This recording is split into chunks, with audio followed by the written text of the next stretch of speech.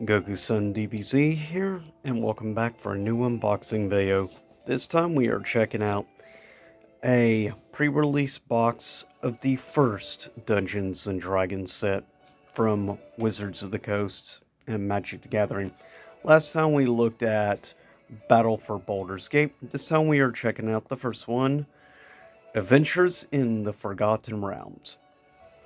So with that said, as you see, the older ones pre-releases were instead taller and thinner, where now they are a little shorter and bulkier looking. The boxes are a little different. Love that. Okay, total we have 6 boosters. First up, we have the promo card, Asmodeus, the Archfiend, which also, of course, has the date 2021 when this originally came out.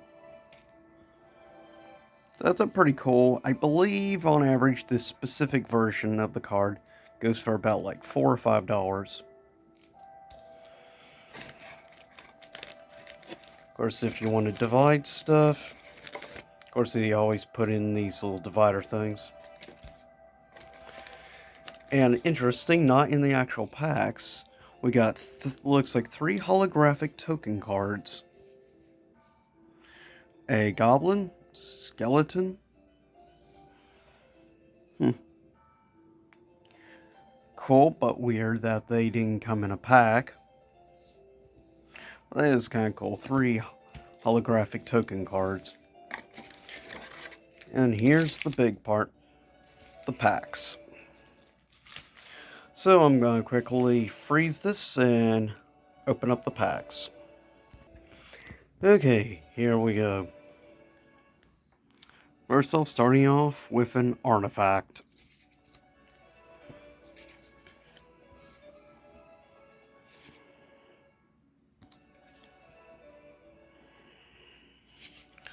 Leave a comment below and let me know what your thoughts are on these crossover Universes Beyond sets. And if I'm curious, what is your personal favorite so far? Universes Beyond. Is it this set, the first, the Dungeons Dragons set 2, Battle for Baldur's Gate, or is it some like Doctor Who, Fallout, Warhammer? And of course, in a couple months, we have Assassin's Creed coming out, which should be interesting. Oh yeah, and also, of course, Lord of the Rings. The sad thing is, Lord of the Rings is one I really want to collect as much as I can. The only problem is Lord of the Rings is rather pricey of the crossover sets. Oh yes, the classic chest with teeth and mouth, ready to bite you. Yeah, I've seen that quite a few times before in other games.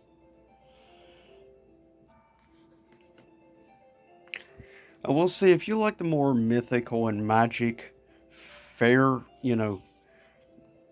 like grim fairy tales and stuff, Dungeons & Dragons set is actually really awesome. If you like more traditional fairy tale style art and stuff, I would say Wilds of Eldraine's probably more your cup of tea. And a non-holographic version of Asmodeus. Sadly, it's only like a $2 card. Sadly.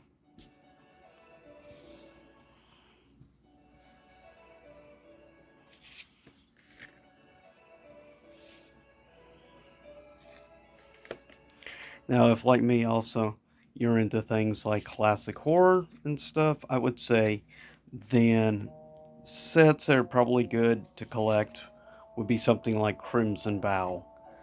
Though it's not a super expensive, at least, set to collect for, especially if you like things like zombies and vampires and things like that. It's definitely a good set. But sadly, not exactly one of the more valuable. Now, I would say, price-wise, the Dungeons & Dragons presently crossover stuff is actually pretty reasonably priced. because some of it goes for like half the price of Lord of the Rings. Now, weirdly enough, Warhammer only received decks. Fallout also received decks and only collector boosters other than that. Where Lord of the Rings and Dungeons and Dragons all received full sets. Doctor Who also only received like collector boosters with commander decks, unfortunately.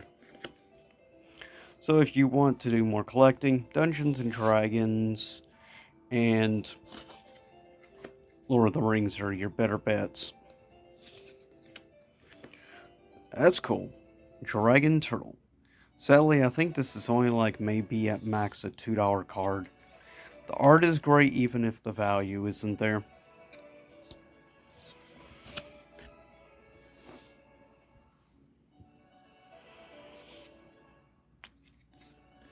I do like the fact there's quite a few interesting up till now.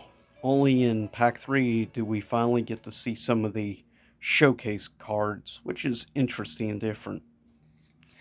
Definitely has a more classic feel with the art.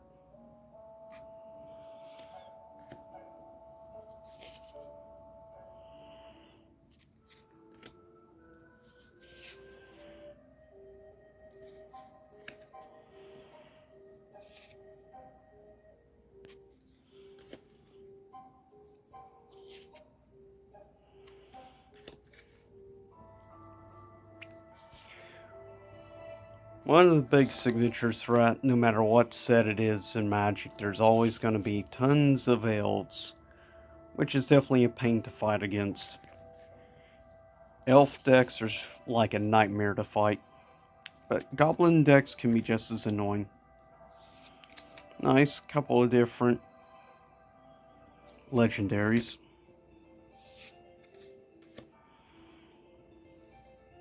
Even though this is just an uncommon, I love that artwork for Red Dragon. Okay, I'm actually not sure how much this card is going for. It's probably going for a couple bucks to be my guess.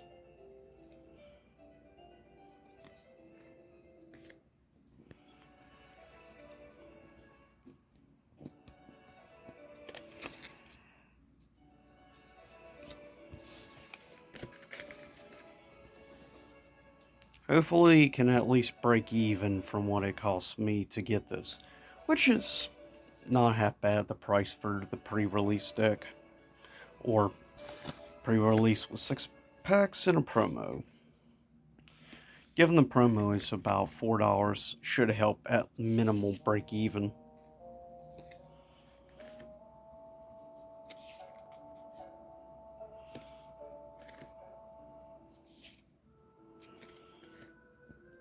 And hopefully enjoying the music in the background from Final Fantasy VIII.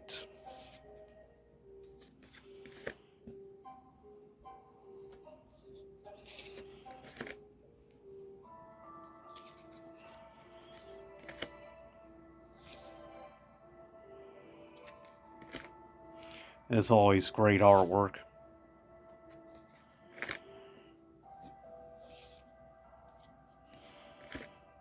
Whoa. Okay, well, at least got one mythical rare. And I definitely dig the art, though. I know about this card. Sadly, the other art is more valuable at max. I would say this is probably about a $6 card. 6, possibly 7. I know the alternate art goes for around $10. Still, that is a nice one. Zombie Dragon. If it's a dragon, I'm happy. Given that's one of my 5 types of favorite creatures, as I've said before. Dragons, core, angels, Eldrazi, and of course my favorite being vampires.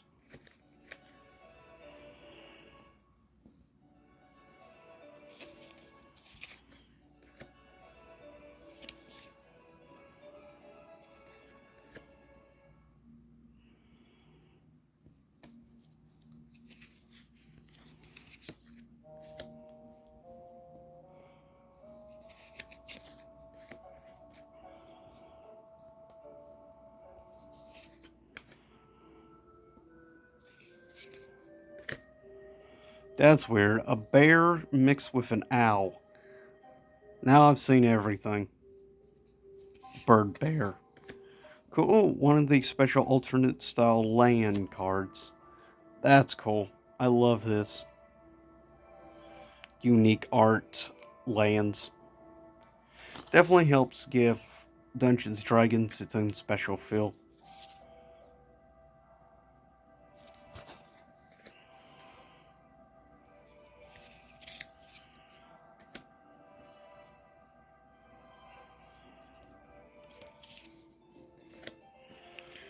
Okay, another class 1 paladin.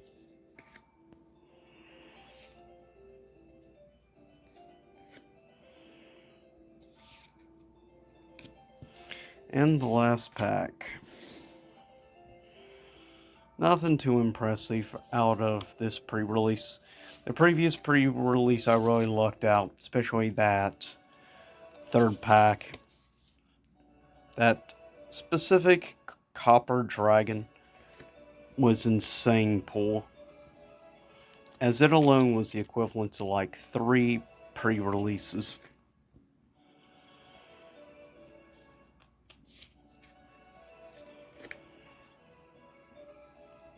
Always nice to see some new vampires for the collection.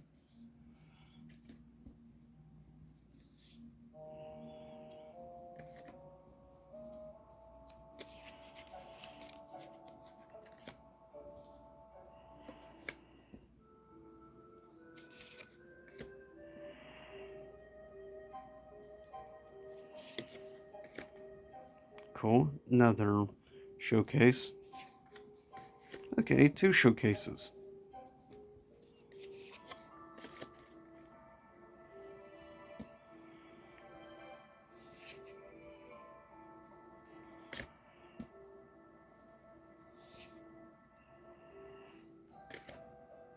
Nice. This is actually, if I'm remember correctly, Reen, I believe this card goes for around like $8 or so.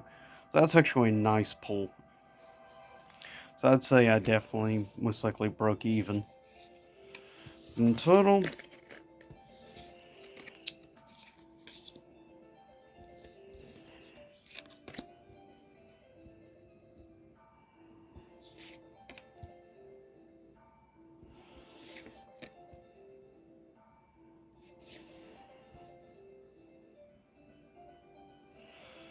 not perfectly even, but whatever. In total, there was my pulls. With that said, I'll see y'all next time. Stay safe. See you again. Same YouTube time, same YouTube channel.